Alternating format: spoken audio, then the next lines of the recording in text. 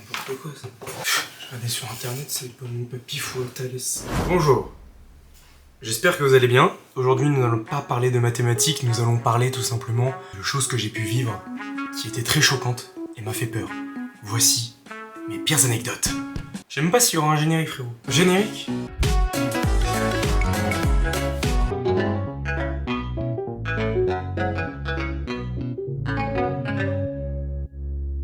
Bon, la première anecdote, elle s'est déroulée il y a 2 ans de ça. En fait, avec mon ami Léolo, on allait dans la ville. Je ne sais pas pourquoi je fais ça avec mes mains, mais je le fais. En fait, avec Léolo, on allait rejoindre un groupe de potes et on passait en fait par une gare. Dans cette gare-là, en fait, tout simplement, il y a ce qu'on appelle un peu des rails, des Kaira. Vous voyez ce que je veux dire, hein, je vais pas vous faire un schéma. Et tout simplement, en fait, avec Léolo, on passe et mon regard se croise avec l'un de ces mecs, l'une de ces Kaira, qui était au loin. Et j'ai vu que le regard, il s'est passé, j'ai vu que le regard, il s'est croisé, et que lui, il a pas kiffé. Je passe, et le mec commence à dire « Hey, toi !»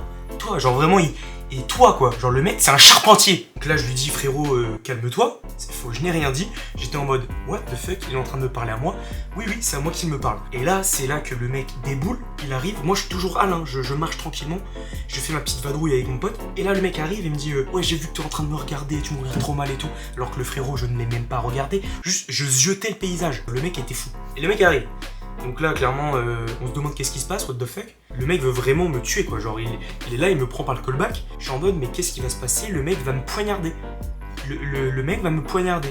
Donc je vais me faire poignarder par un charpentier. Ça va pas le faire. Non. Donc moi, je suis là, je sais pas ce que je dois faire. Du coup, le mec, il commence à m'embrouiller. Ouais, tu me regardes mal, nanana, je vais te baiser. Oula. Non. Donc du coup, là, mon pote, il commence à dire non, y a rien du tout, laisse-le tranquillement. Et je voyais en fait au loin, il y avait ses autres potes, ils devaient être au moins 5-6, ils étaient en train de théma. En fait, ils étaient en train de regarder, en train de nous embrouiller. Du coup, moi j'étais là en mode, wesh, qu'est-ce que je dois faire, que dois-je faire? Du coup, là, c'est la merde. Le mec, il essaie de me balayer, mais je fais un petit jump, comme ça, je fais un petit saut, je l'esquive.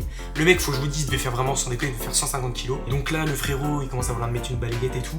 Moi, je commence à sauter, j'esquive. Là, je me barre, Léolo, il se barre. Et le mec, je sens qu'il me course, ça fait. Mais le mec, il va me rouler dessus. Et là, je me retourne, je vois droite, gauche. Droite, gauche, gauche, droite. Et là, je vois plus Léolo. Mais où est-il? Léolo, il est attrapé. Attrapé par le gros kebab. Le gros kebab a attrapé Léolo. Là, je suis dans la merde. Je suis dans la merde totale. Et là, en fait, je retourne voir Léolo. Et là, le mec, il relâche. Et il relâche que Léolo, tu vois, il se débat, il fait des petits trucs comme ça, là. Et du coup, le mec, il s'est dit, mais il se passe quoi? Le mec, il est en train de faire une crise d'asthme. Et du coup, Léolo s'est barré. Et direct, je suis allé dans le McDo pour aller voir mes potes. Et là, je leur ai dit direct ce qui s'était passé. On m'a fait se faire enculer par un mec et tout. Et là, il y a une meuf qui me regarde et qui me dit, ah oui, j'ai tout vu. Et tout à l'heure, le mec a défoncé une porte d'un bus. Rien que ça. Le mec a défoncé une porte d'un bus. Un bus. Le mec a mis une patate dans le bus. La porte, c'est tout cassé. Finito. Je me suis dit, on est dans un sacré pétrin. Et je ne suis pas boulanger. Et puis le mec après je l'ai jamais revu. Donc voilà ce que ça m'a déclenché. Ça m'a déclenché d'avoir et d'acheter une bombe anti-agression.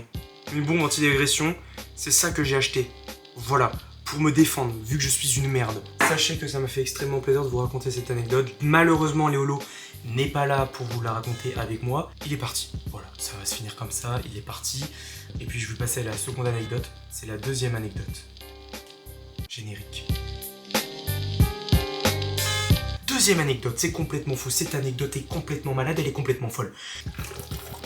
Faut s'hydrater les gars parce que là, les températures en ce moment, il y a plus de 40 degrés. Je sais pas vous si vous avez chaud, mais moi j'ai très chaud. En fait, j'ai participé à la vidéo de Squeezie. Ça c'est incroyable, hein. Cette anecdote est folle. Donc j'ai participé à la vidéo de Squeezie.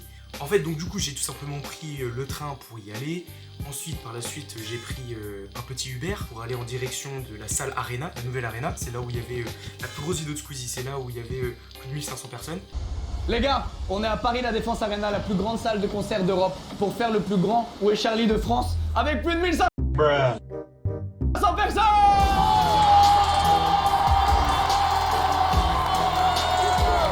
Alors comment ça va se passer? On a construit un énorme décor constitué de 9 zones bien distinctes les unes des zones. Dans chaque zone, il y aura plein de monde.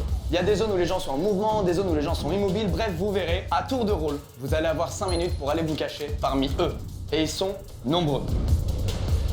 Les 3 joueurs restants auront 10 minutes pour vous trouver. Il y en a 2 qui seront sur le terrain, ici, et 1 qui sera au Mirador. Choisissez une zone et allez vous cacher à l'intérieur. On monte au Mirador? Ouais, allez, on y va. J'aime bien que vous voyez des petits câlins là pendant que j'explique ça. Un câlin, il m'a brouillé. Alors en fait, donc du coup voilà, une fois que je suis arrivé sur le lieu de tournage, à la nouvelle arena, on a clairement juste participé à la vidéo, c'était fou. Clairement la vidéo a duré 10 heures, enfin le tournage a duré 10 heures. De voir les coulisses et l'arrière de...